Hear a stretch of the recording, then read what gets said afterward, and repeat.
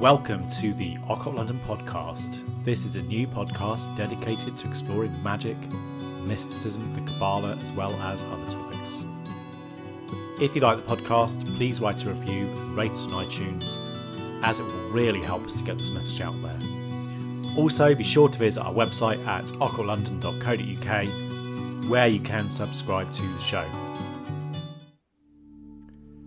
In today's episode, I thought it'd be nice to expand a little bit on one aspect of the Tettragrammaton that is not mentioned much.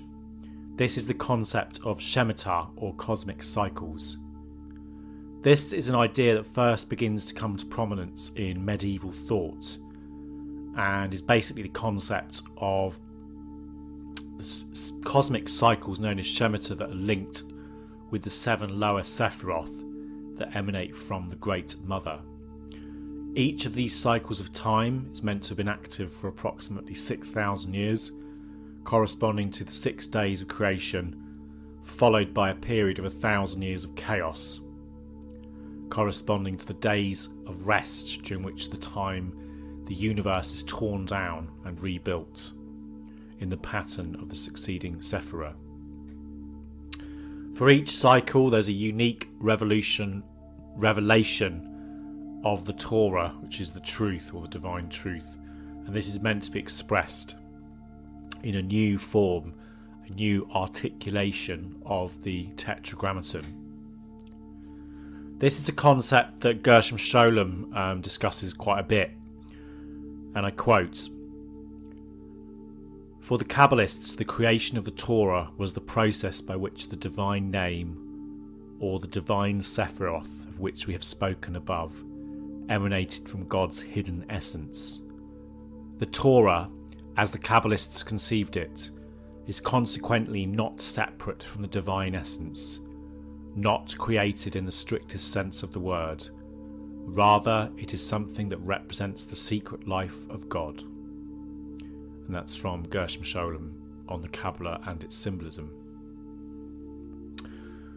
Also, the Spanish Kabbalist Joseph Gicatila, he was a leading Spanish Kabbalist who wrote at the end of the 13th century, and he said the following about these cycles. "Know that the entire Torah is, as it were, an explication of and commentary on the Tettragrammaton, Yod-He Vav-He, and this is the true meaning of the biblical term God's Torah." From the perspective of this sort of traditional aspect, the current Shemitah that we're meant to be in is that of Geburah, and the next one is meant to be Tiferet. The current cycle is described by Gershom Scholem as follows.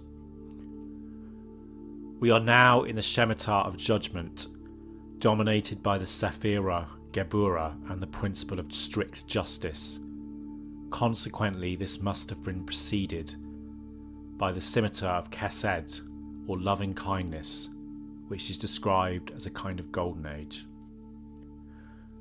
The author Leonora Leight, in her book Qabalah of the Soul, also sort of talks about this as well, and when she says the following: "Each cosmic world or cycle endures for a Shemitah of 7,000 years, dominated by a particular Sephirah, and the reading of the Torah appropriate to it. Our Shemitah being under the dominance of the Sephirah of Geburah, or Din, the Sephirah that signifies rigorous judgment. Traditionally, after the 7 cycles of 49,000 years, there's meant to be a grand jubilee or a celebration when all of the lower worlds and the 7 Sephiroth are then reabsorbed back into Bina and the universe starts again. For each cycle, there's meant to be a unique revelation of this sort of divine truth which is expressed, which represents the complete and true articulation of the Tettragrammaton. This doctrine of cosmic cycles or Shemitah is not really mentioned in the Zohar. However, it does play an important part in some of the older or earlier Kabbalistic thinking. One of the main places we find this cosmic cycle idea in relation to the Qabalah is in a quite obscure text, really, which is known as the Sepha Hattan, which means the Book of Configuration, which is basically a book of the Hebrew letters, or a book of the image, which is a reference to the image of God. This title is referring to the idea that the 22 Hebrew letters are products of God's power, and that they also form the image of God as the divine being appears in the world of the Sephiroth. Every Sephiroth is meant to be an aspect of God. This text it first appears around 1250 in Catalonia, written by an unknown author, but lots of scholars these days have kind of attributed that it may be to the thinking of Nehunya ben Hakana and Rabbi Ishmael, who lived around the 1st and 2nd century. It's a very difficult text to understand, and experts tend to agree that it may be a representation of an earlier oral tradition where the book acts as a key. I was trying to find an English translation of this text for this episode, but unfortunately couldn't find one, so if anyone knows where I can get one, that'd be great. In the text itself, the author discusses this belief that the worlds are created and destroyed, and he also supports this theory with a quote from the Midrash: God created universes and destroys them. The Talmud Sanhedrin 97a also states that 6,000 years shall the world exist, and 1,007th it shall be desolate. This idea of 7-year cycles also connects quite well with the book of Deuteronomy, chapter 15, that discusses 7-year cycles. The Sepha Hattan also talks about this 7,000-year cycle is equivalent to one sabbatical cycle, because there are 7 such cycles per Jubilee. And on that basis, the author concludes that the world will exist for around 49,000 years. It also discusses that the final Shemitah, which would be Malkut, because obviously we're descending down the tree, as being a utopia. Kaplan talks about this in his book, that these cycles mentioned in this Sepha Hattan can also be used as a basis for calculating the age of the universe. And there's been quite a lot of debate about this, with some sources suggesting that we're in the 2nd cycle, others in the 7th. If that was so, then Adam would have been created when the universe was 42,000 years old, and 6 worlds would have been destroyed before that. There was a Kabbalist in the 13th century, however, known as Rabbi Isaac ben Samuel of Acre, who also agreed with this theory, but he also said that when calculating the age of the universe, you must use divine years rather than human. So he said the following: I, the insignificant Yitzchak of Akko, have seen fit to write a great mystery that should be kept very well hidden. One of God's days is 1,000 years, as it says, for 1,000 years are in your eyes as a fleeting yesterday. Unfortunately, there's not much more discussion about that. It doesn't really expand further. But obviously, people have played with that idea and expanded it further, and said that if you argue that one of our years is 365 days, then a divine year would be 250,000 years. Kaplan also takes this further and then calculates the actual age of the universe as being somewhere around the region of 15 billion years old. 15 to 16 billion years old. So if a physical year contains 365 days, and then we multiply it by 1,000, that gives the length of a divine year.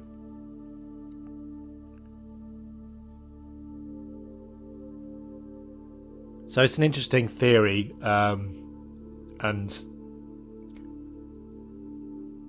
it is quite interesting from the fact that the numbers they were coming up with, these Kabbalists in the 12th century, 13th century, the numbers they were coming up with at the age of the universe actually do correlate to some of the data. There was recently a project called the ESA Planck project that calculated the age of the universe as being 13.799 billion years old. So we can see that there is actually, it's reasonably close. It's in the same ballpark. And the Kabbalists were doing that purely with gematria, with the Qabalah, whereas the scientists are using different methods. So it's interesting that they kind of came up to the same area. And this is quite interesting how magic and science are beginning to, connect together. And obviously the Hebrew letters are incredibly important in all of these elements. As we've seen in our previous episodes, Hebrew letters are invested with special power and meaning in the Qabalah.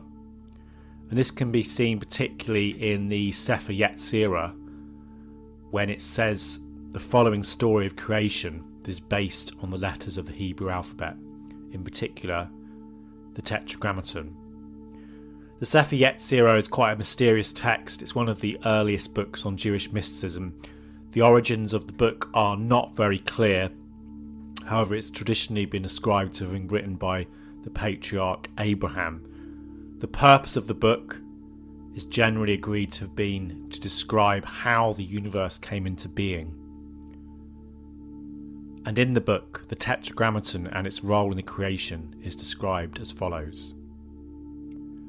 He selected 3 letters from among the simple ones and sealed them and formed them into a great name, Yod He Vav. And with this he sealed the universe in 6 directions. He looked above and sealed the heights with Yod He Vav. He looked below and sealed the depth with Yod Vav He. He looked forward and sealed the east with He Yod Vav. He looked backward and sealed the west with He Vav Yod.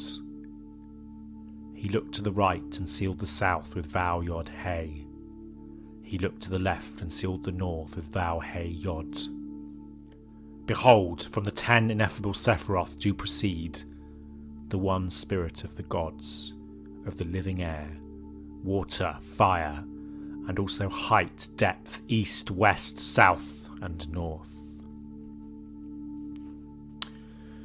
The 13th century scholar Nachmanides discusses also that the Torah could be read differently through different pronunciations and word divisions, and this idea was later built on by the author of the Sepha Hattan, who also discusses that the Torah, or this book of the truth, can be read in different ways during each Shemitah, or each one of these cycles.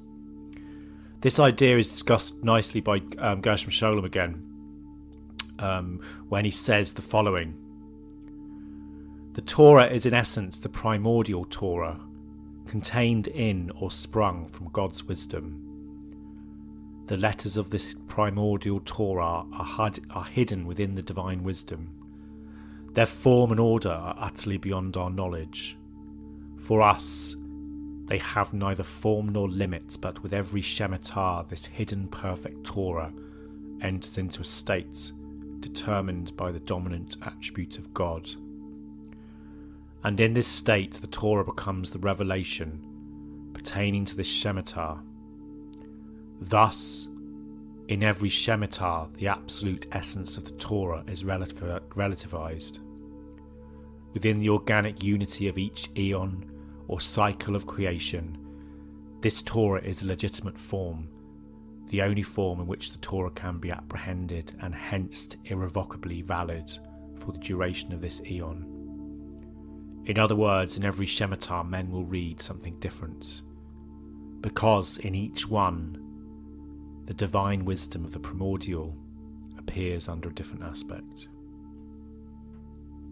So in each cycle, the letters not only appear differently but also enter different combinations, and in each cycle their arrangement into words and obviously their meaning will be completely different.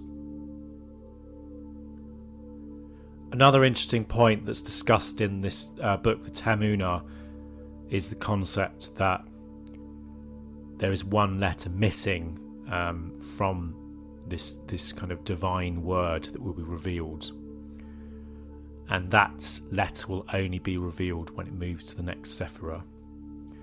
And this idea is expanded on by Lawrence Kushner in his book, The Book of Letters, which is really worth reading, where he says, "Every defect in our present universe is mysteriously connected with this unimaginable consonant, and that, as soon as the missing letter is found, it will transform life as we know it and bring about unimaginable love." Kushner discusses this concept and suggests that the letter Shin might possibly be the one for this time, as this is the letter that appears on the Tefillin. And it's also interesting from the point of view that in the Tettragrammaton that Shin gives us the name Yeshua as well, if you combine the two. So it's an interesting idea, this idea that there could potentially be a new iteration through the inclusion of a new hidden letter for each cycle.